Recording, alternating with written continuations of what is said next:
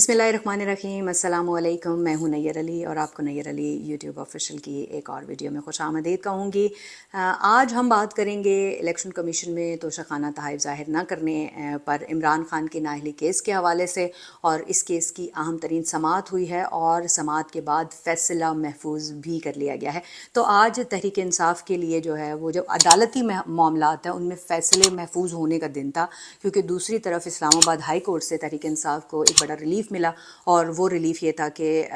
High court ने दहशतगर्दी की दफ़ात जो हैं वो मुकदमे में से ख़त्म करके जो मुकदमा है वो सेशन कोर्ट मुंतकिल कर दिया है। तो इस केस की अपडेट भी आपको दूंगी अलग वीडियो में, लेकिन यहाँ पर हम बात करेंगे आज के जो तोशाखाना नाअहली केस की समाअत है उसके हवाले से। बड़ी दिलचस्प समाअत रही, बिलाखिर जो है वो फ़ैसला महफूज कर लिया गया, लेकिन जो दलाइल हैं वो इम्पॉर्टेंट है, जो प्रोसीडिंग है वो बड़ी इम्पॉर्टेंट है। नून लीग की जानिब से जो वकील पेश हुए वो खालिद इसाक थे, मोहसिन रांझा को रिप्रेजेंट कर रहे थे, और तहरीक इंसाफ की जानिब से अली ज़फ़र ने रिप्रेजेंट किया। जो खालिद इसाक हैं उनकी जानिब से दलाइल देते हुए कहा गया कि मजमूई तौर पर 58 तहाइफ जो हैं वज़ीर आज़म और उनकी अहलिया ने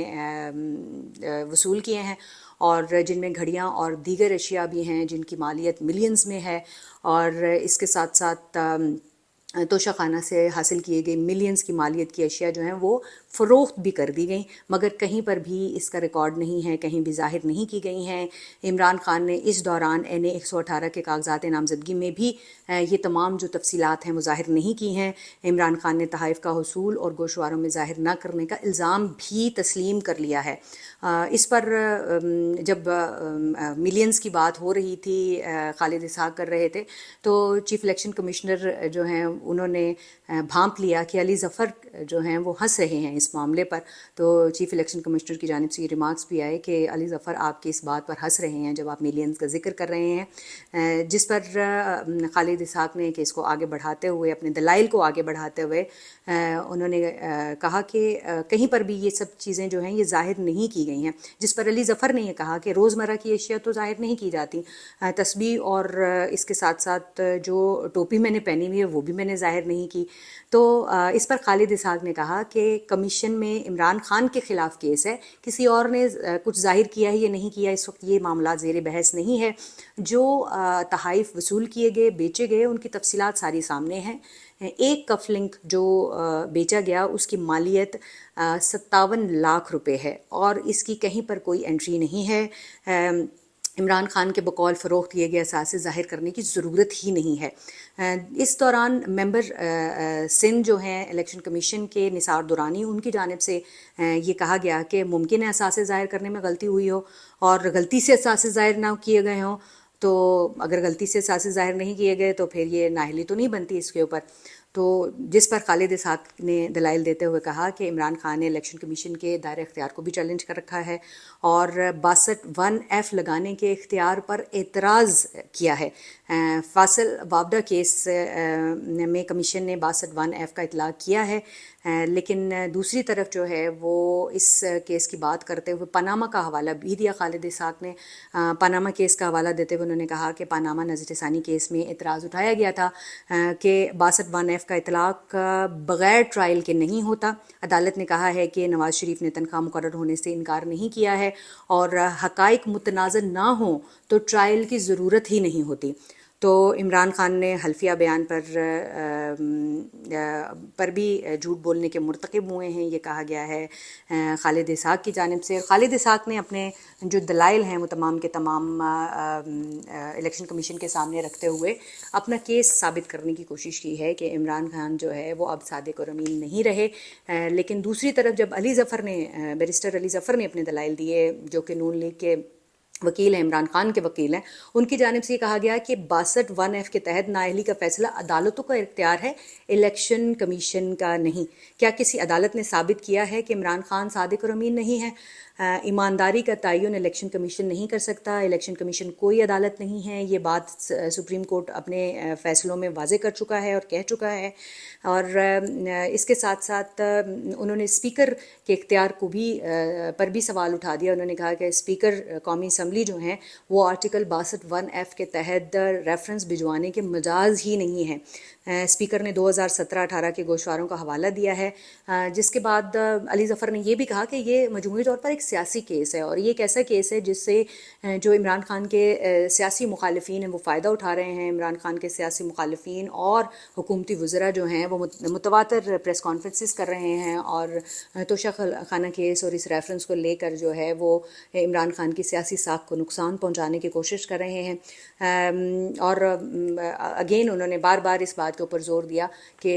الیکشن کمیشن کا دائرہ اختیار نہیں ہے، الیکشن کمیشن کوئی عدالت نہیں ہے، الیکشن کمیشن جو ہے وہ عمران خان کے خلاف کو صادق اور امین قرار دینے کے حوالے سے جو ہے وہ کوئی فیصلہ نہیں دے سکتی ہے،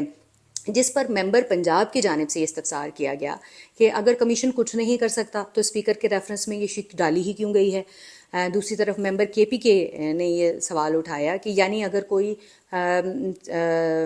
بے ایمان بھی ثابت ہو جائے اور کوئی ثابت ہو جائے کہ وہ صادق اور امین نہیں ہے تو اس پر بھی الیکشن کمیشن کچھ نہیں کر سکتا۔ آپ کے کہنے کا مطلب یہ ہے کہ الیکشن کمیشن کا اختیار پھر بھی نہیں ہے۔ تو اس پر آرٹیکل 63(1) کا حوالہ دیا بیرسٹر علی ظفر نے، جو کہ عمران خان کے وکیل ہیں۔ ان کی جانب سے کہا گیا کہ آرٹیکل 63(1) کے تحت رکن سزا یافتہ ہو تو اسپیکر نااہلی کا ریفرنس بھیجتا ہے، لیکن عمران خان سزا یافتہ نہیں ہیں۔ اور اس کے بعد علی ظفر نے یہ بھی کہا کہ ایک وقت موقع کے اوپر کہ جب پے در پے وار ہو رہے تھے اور پے در پے جو ہے وہ عدالت کی الیکشن کمیشن کی جانب سے مختلف سوالات اٹھائے جا رہے تھے اور مختلف ممبر سوال کر رہے تھے، تو انہوں نے کہا کہ میں تو وہ آپ کے دلائل، آپ کی جو سوالات ہیں ان کو سن کر پریشان ہو گیا ہوں، اور جس پر چیف الیکشن کمیشنر نے کہا کہ آپ پریشان نہ ہوں، یہاں پر جو سوالات بنتے ہیں وہی اٹھائے جا رہے ہیں۔ جس کے بعد دونوں طرف کے فریقین کے بیانات سنتے ہوئے جو الیکشن کمیشن ہے ان کی جانب سے فیصلہ محفوظ کر لیا گیا ہے۔ جیسے کہ میں نے شروع میں کہا کہ اب یہ فیصلہ الیکشن کمیشن کی ثوابدید ہے کہ وہ 2 دن لیتے ہیں یا 3 دن لیتے ہیں، لیکن جب ہم نے قانونی اور آئینی ماہرین سے بات کی تو ان کا یہ کہنا ہے کہ آج کی جو سماعت ہے وہ اس کا فیصلہ محفوظ ہونا کوئی اتنا اچھے سائن نہیں ہے، اور اس کی بنیادی 2 وجوہات ہیں۔ یہاں پر ضرور غور کیجیے گا کہ وہ بنیادی وجوہات کیا ہیں۔ وہ بنیادی وجوہات یہ ہیں کہ بیرسٹر علی ظفر جو کہ تحریک انصاف کے وکیل ہیں، ان کی جانب سے جو سارے دلائل دیے گئے وہ یہ تھے کہ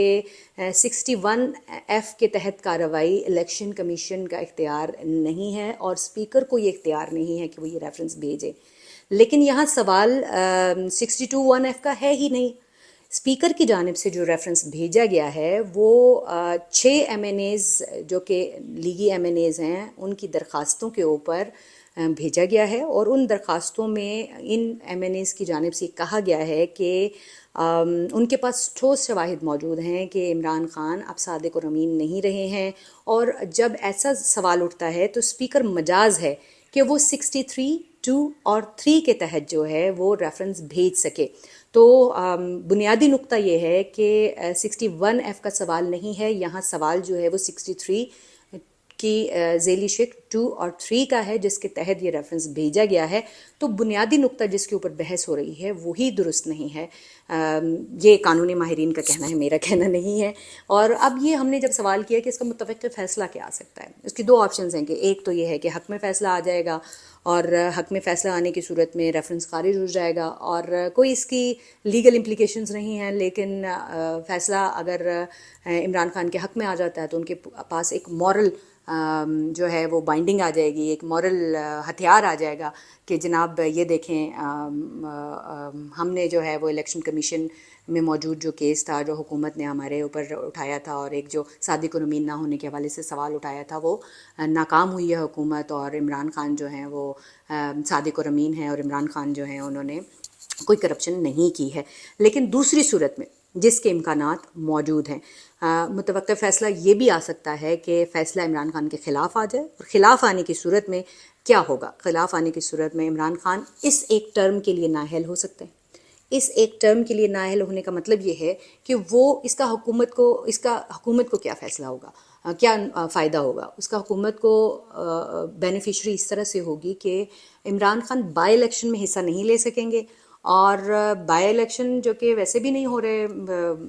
مختلف جو ہیں وہ وجوہات دی جا رہی ہیں کہ جی سیلاب ہے اور یہ ہے وہ ہے، اس کی وجہ سے ہم بائی الیکشن نہیں لے رہے، لیکن عمران خان اگر نااہل ہو جاتے ہیں اس ٹرم کے لیے تو وہ بائی الیکشن میں حصہ نہیں لے سکیں گے، اور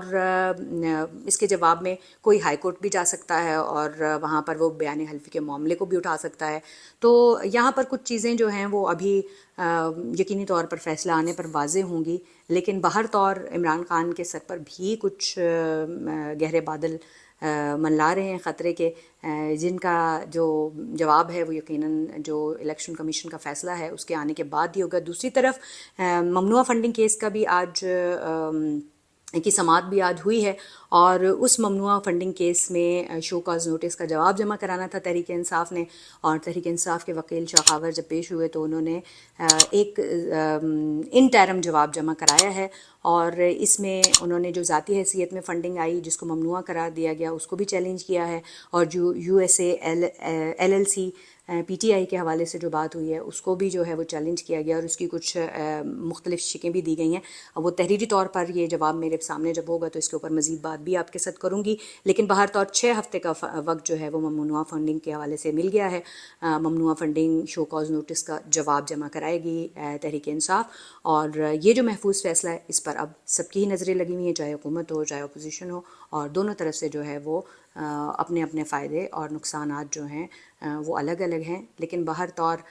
سوال ملک کا ہے اور ہمیں ملک کو ہی دیکھنا چاہیے سب سے پہلے. مزید اپڈیٹ بھی آپ کو کرتی رہوں گی اس حوالے سے. نییر علی آفیشیل دیکھنا مت بھولیے گا، اور اپنے جو فیڈ بیک ہے وہ ضرور دیا کریں. آپ کا فیڈ بیک بہت امپورٹنٹ ہوتا ہے. فیڈ بیک کے بعد جو ہے وہ ہمیں امپروو کرنے میں بھی آسانی ہوتی ہے، اور آپ کیا دیکھنا چاہتے ہیں وہ جاننے میں بھی آسانی ہوتی ہے. آپ سب کا بہت شکریہ. اللہ حافظ.